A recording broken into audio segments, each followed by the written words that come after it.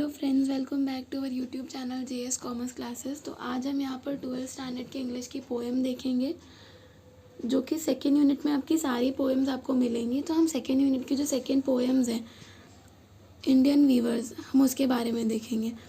सबसे पहले पोएम लिखी किसने? पोएम सरोजिनी नायडू, जो कि पॉलिटिकल एक्टिविस्ट थी, इंडिया की फेमिनिस्ट और फर्स्ट इंडियन वुमेन थी जो कि प्रेसिडेंट बनी इंडियन नेशनल कांग्रेस पार्टी की। इनको इंडिया की स्ट्रगल ऑफ इंडिपेंडेंस में इम्पॉर्टेंट फिगर माना जाता है, क्योंकि इनका रोल बहुत इम्पॉर्टेंस माना गया है, इम्पॉर्टेंट माना गया है क्योंकि इन्होंने उसके लिए काम भी किया है। इसके अलावा इनको नाइटिंगेल ऑफ इंडिया भी कहा जाता है, क्योंकि इनकी जो आवाज़ थी वो बहुत ही ज़्यादा मधुर थी। अब हम पोएम की समरी देखते हैं। Okay, Indian Weavers is a short poem where the poet talks about three type of garments that the weavers weave at three particular time of a day. Indian weavers जो है वो की short poem है, जहाँ पर poet जो है वो थ्री टाइप ऑफ गारमेंट्स के बारे में बात करे। थ्री टाइप ऑफ गारमेंट का मतलब है यहाँ पर कि वो तीन तरह के कपड़ों के बारे में बात कर रही हैं, जो कि वीवर्स मतलब कि बुनने वाले, जो कपड़ा बुनते हैं उनको वीवर्स कहा जाता है। वो लोग क्या कर रहे हैं? वीव कर रहे हैं, बुन रहे हैं। कपड़ा बुनने वालों को वीवर्स कहा जाएगा और बुनने वालों को वीव कहा जाएगा।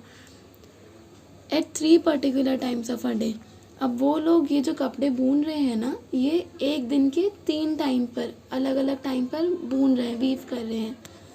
आगे, each stanza of the poem represent the three important events of human life. अब यहाँ पर क्या कहा गया है कि पोएम में जो हर स्टैंजा है, स्टैंजा जैसे आपका पैराग्राफ होता है तो पोइट्री सेक्शन पोएम है, उसको स्टैंजा कहा जाता है। वो ह्यूमन लाइफ के थ्री इंपॉर्टेंट इवेंट्स के बारे में बताता है। पहला जो इवेंट है वो है बर्थ, चाइल्डहुड। जब कोई भी बच्चा है, कोई भी ह्यूमन बीइंग पैदा होता है, फिर उसका वो चाइल्डहुड जाता है, आगे वो ग्रो करता है, उसका जो बचपना होता है। दूसरा इंपॉर्टेंट इवेंट जो उसकी लाइफ में होता है वो अडल्टहुड वाला या यंग जो होता है वो। अडल्टहुड यानी जब वो बड़ा होता है, ग्रो कर रहा होता है अपनी लाइफ में। फिर आगे जब वो उसकी जो ग्रोथ है, उसकी एज है वो बढ़ती है, यानी वो ओल्ड एज में पहुंचता है, फिर उसकी डेथ करीब होती है, फिर उसकी डेथ हो जाती है।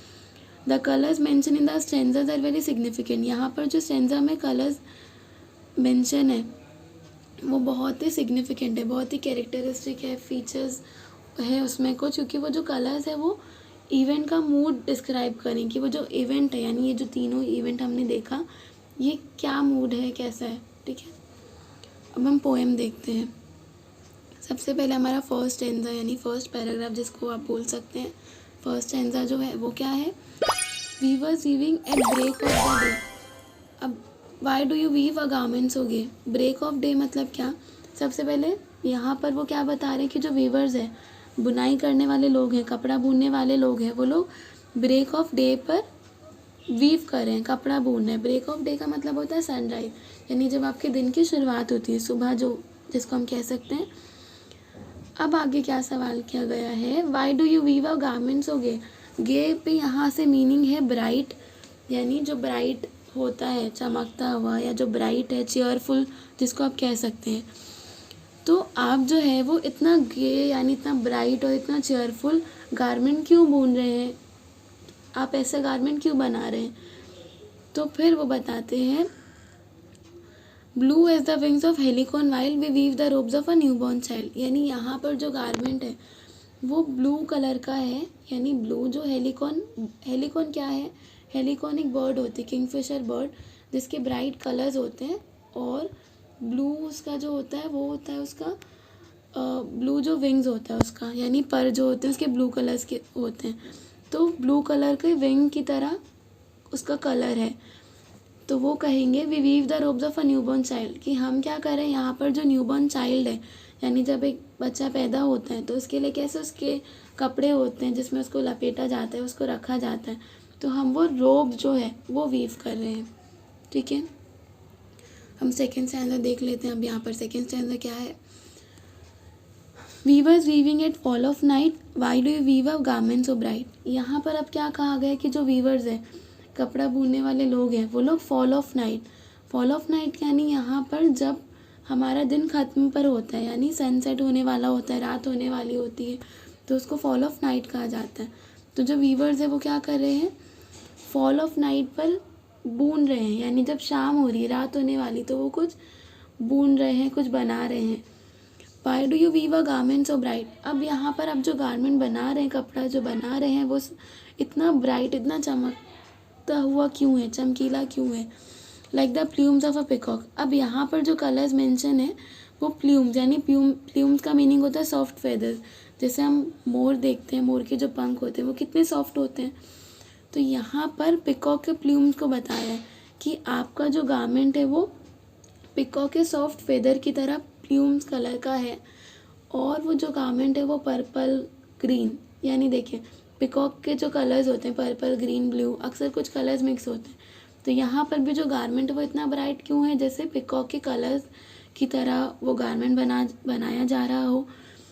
तो वो कहेंगे we weave the marriage veils of a queen. यहाँ पर वो लोग जो क्वीन, यानी जब शाम हो, यानी वो एंड ऑफ द डे पर, सनसेट पर वो लोग क्या कर रहे हैं, मैरिज वेल्स, यानी जब ह्यूमन की लाइफ का एक इम्पॉर्टेंट इवेंट होता है कि जब शादी होती है तो जैसे मैरिज वेल्स होता है, वो जो दुपट्टा जैसा जो होता है, वेल जिसे कहा जाता है, तो वो लोग जैसे क्वीन है उसकी मैरिज वेल बना रहे हैं, यानी वो दुपट्टा बना रहे हैं जिसमें बहुत सारे ब्राइट कलर्स हैं। ठीक है, हम थर्ड स्टैंजा देखते हैं। थर्ड स्टैंजा क्या है। Weavers weaving solemn and still, what do you weave in the moonlight chill. अब जो यहाँ पर वीवर्स हैं, यानी कपड़ा बुनने वाले लोग हैं, वो लोग सोलैम, यहाँ पर सोलैम का जो मीनिंग है वो है सीरियस, कि वो लोग इतना सीरियस होकर अभी तक काम क्यों कर रहे हैं देर रात तक। What do you weave in the moonlight chill. अच्छा, अब यहाँ जो मूनलाइट चिल है वो ये कहा गया है कि वो लोग आधी रात, यानी देर रात हो गई और अभी तक वो लोग सीरियस होकर अभी तक क्यों काम करें, तो ये वो पूछा जा रहा है। तो वो लोग कहेंगे white is a feather and white is a cloud, we weave a dead means funeral shroud. यानी आप जो कपड़ा बना रहे हैं, वीव कर रहे हैं, बुन रहे हैं, वो जो गारमेंट, वो फेदर यानी जो पंख होते हैं, वाइट कलर के जो पंख होते हैं उसकी तरह वाइट क्यों है। और क्लाउड्स यानी जो बादल या आसमान जो आपका होता है वो भी पूरा वाइट होता है। तो आपका जो ये वीव जो आप कर रहे हैं, कपड़ा बना रहे हैं, बुन रहे हैं जो गारमेंट, वो इतना वाइट क्यों है।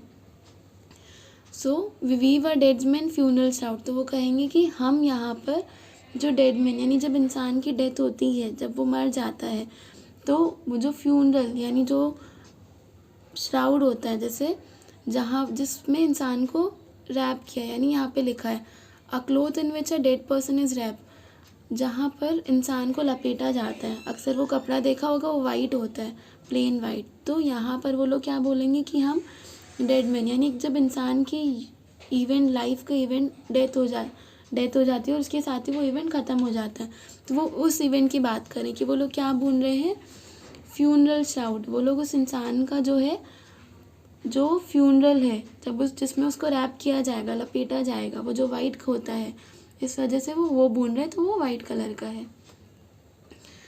आई होप आपको पोएम समझ आई होगी। अगर आपको कुछ भी डाउट्स हैं तो आप कमेंट सेक्शन में लिख सकते हैं, और आप कौन सी पोएम में कौन सा लेसन का वीडियो चाहते हैं आप ये भी बता सकते हैं। Thank you for watching. Bye.